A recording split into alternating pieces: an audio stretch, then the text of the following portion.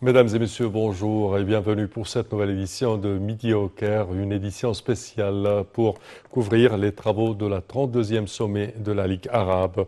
Le président Abdel Fattah el-Sisi a reçu au siège de sa résidence à Jeddah son homologue tunisien Kais Saïd. Au cours de la rencontre, les deux chefs ont échangé les points de vue sur plusieurs dossiers régionaux d'intérêt commun, notamment la situation au Soudan et en Libye. Le président el-Sisi a également reçu le Premier ministre libanais Najib Mikati. La rencontre a abordé les moyens de renforcer les relations bilatérales entre les deux pays. Le président el-Sisi et M. Mikati ont également échangé les points de vue sur les dossiers arabes. Le président el-Sisi était arrivé hier à Jeddah, en Arabie saoudite, pour participer aujourd'hui aux travaux du 32e sommet de la Ligue arabe. Le sommet de Jeddah vise à renforcer les consultations et la coordination entre les pays arabes afin de préserver la sécurité et la stabilité de la région, surtout à la lumière des changements et des défis en cours sur les niveaux international et régional. Et en effet, chers téléspectateurs, les travaux de la 32e session du sommet arabe de Jeddah débutent ce vendredi dans un contexte marqué par des crises économiques qui affectent plusieurs pays du monde, y compris les pays arabes, en raison de la poursuite de la guerre russo-ukrainienne et des défis qu'elle a imposés à la région. Figure sur la table des dirigeants arabes prenant part à ce sommet le dossier économique et les défis auxquels sont confrontés les pays à la suite des crises mondiales, ainsi que les dossiers politiques, à savoir la question palestinienne qui connaît une escalade israélienne sous un gouvernement extrémiste. S'agissant de l'ordre du jour du prochain sommet, le secrétaire général de la Ligue arabe, Ahmad Aboulghait, avait affirmé que la principale question est économique et traite de la manière d'aider les régions arabes nécessiteuses. M. Aboulghait a fait savoir que abordant de nombreuses questions politiques, économiques, sociales, sécuritaires et culturelles.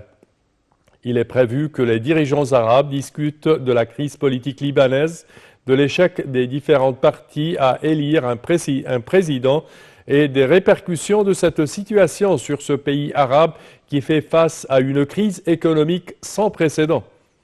Selon les observateurs, les travaux du prochain sommet prennent une ampleur politique, notamment après que l'Arabie saoudite et l'Iran ont annoncé le 10 mars être parvenus à un accord commun sous l'égide de la Chine, prévoyant la reprise des relations entre les deux pays et l'échange d'ambassadeurs dans 2 mois. Vu que les sommets sont souvent marqués par une position arabe condamnant le comportement de l'Iran dans la région.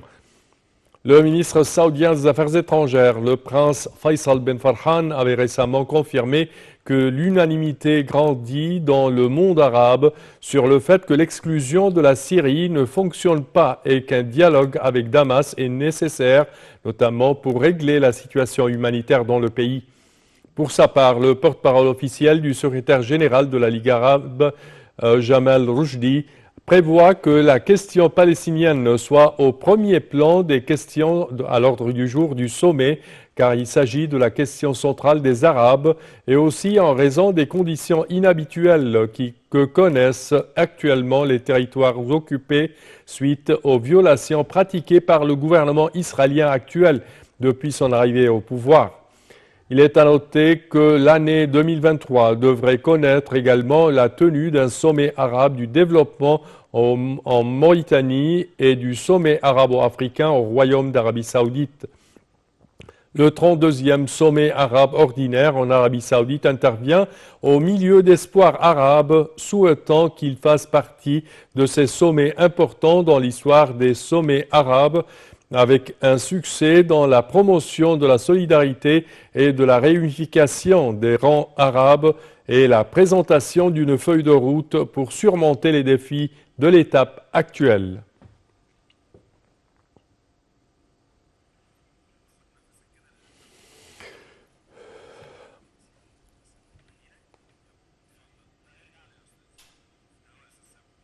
Et le président Abdel Fattah el-Sisi s'est rendu jeudi matin en Arabie Saoudite pour participer au 32e sommet arabe à Jeddah, selon le porte-parole de la présidence de la République, le conseiller Ahmed Fahmy.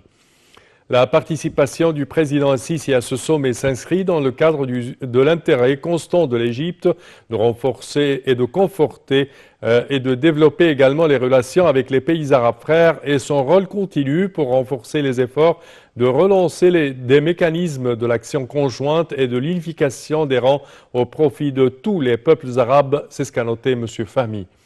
Le sommet de Jeddah vise à renforcer la consultation et la coordination entre les pays arabes vis-à-vis du maintien de la sécurité et de la stabilité dans la région et des intérêts arabes au vu des changements successifs et des crises croissantes aux échelles internationales et régionales. Et le président syrien Bachar el-Assad s'est rendu jeudi dans la ville saoudienne de Jeddah afin de participer aux activités du 32e sommet arabe à Jeddah. Le président el-Assad a reçu le 10 mai une invitation du serviteur des 200 mosquées, le roi Salman ben Abdelaziz Al Saoud, roi de l'Arabie saoudite fraternelle, à participer au sommet. L'invitation a été transmise à son Excellence par l'ambassadeur saoudien en Jordanie, Naïf Ben Bandar Al-Soudayri.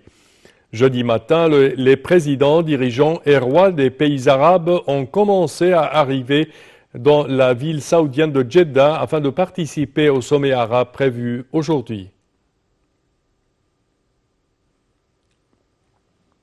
Et le 16 mai, Sameh Choukri s'est rendu à Jeddah pour participer aux réunions préparatoires du sommet arabe. L'ambassadeur Ahmed Abouzeid, porte-parole du ministère des Affaires étrangères, a déclaré que le ministre des Affaires étrangères a participé le 17 mai aux réunions du Conseil des ministres arabes des Affaires étrangères qui ont examiné l'ordre du jour et les projets de résolution présentés au sommet, en plus de la participation du ministre à plusieurs comités ministériels pertinents, un nombre de questions régionales également. L'ambassadeur Ahmed Abouzeid a ajouté que le sommet arabe se tenait à la lumière des graves défis auxquels la région est confrontée, qui marquent la scène internationale tendue actuelle, ce qui appelle à ce que les pays arabes continuent à assumer leur rôle dans le traitement des crises de la région dans l'espoir d'assurer la sécurité, la stabilité et la prospérité des peuples arabes.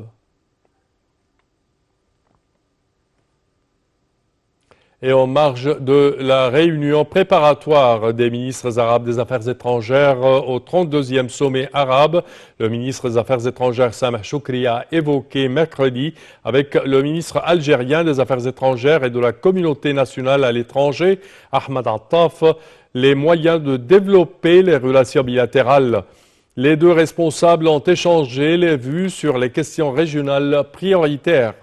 Le porte-parole du ministère des Affaires étrangères, l'ambassadeur Ahmed Abouzeid, a déclaré sur son compte Twitter que la réunion s'est tenue à Jeddah en marge de leur participation aux réunions ministérielles préparatoires au sommet arabe en Arabie Saoudite. Les deux ministres ont examiné les moyens de promouvoir les relations entre l'Égypte et l'Algérie, conformément à la ferme volonté des présidents Abdel Fattah el-Sisi et Abdelmejid Tebboune. C'est ce qu'a ajouté le ministère des Affaires étrangères dans un communiqué. Les chefs de la diplomatie des deux pays ont convenu d'intensifier les efforts pour renforcer les mécanismes de coopération bilatérale, de communiquer et de se coordonner régulièrement sur les développements au niveau arabe et africain, c'est ce qu'a ajouté le communiqué.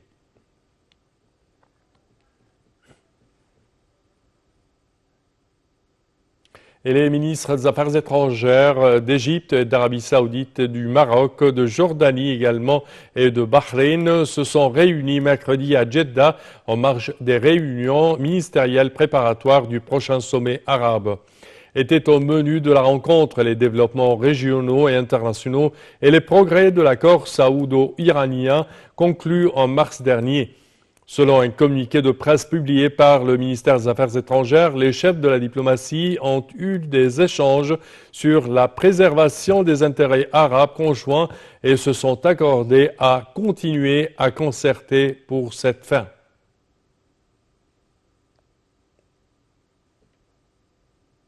Et en outre, l'ambassadeur de Jordanie en Égypte et son délégué auprès de la Ligue arabe, Amgad Al-Adaïla, s'est félicité de la reprise de la participation de la Syrie aux réunions de la Ligue arabe, notamment le 32e sommet arabe à Jeddah, indiquant que le sommet revêt d'une importance particulière via son accueil par l'Arabie saoudite et la participation importante et vitale de la Syrie.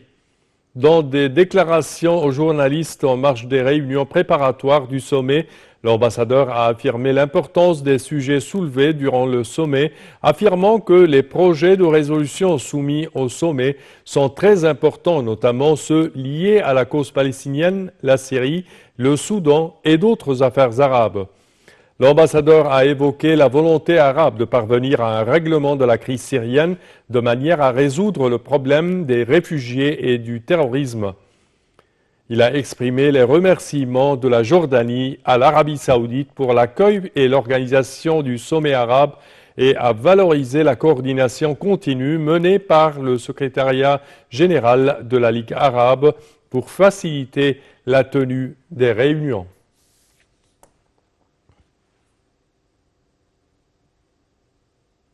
Et ceci conclut, chers téléspectateurs, notre édition d'aujourd'hui de Midi au Caire, une édition spéciale consacrée au 32e sommet de la Ligue arabe qui se tient aujourd'hui à Jeddah, en Arabie saoudite. Je vous remercie de votre attention et je vous donne demain rendez-vous avec une nouvelle édition. Au revoir.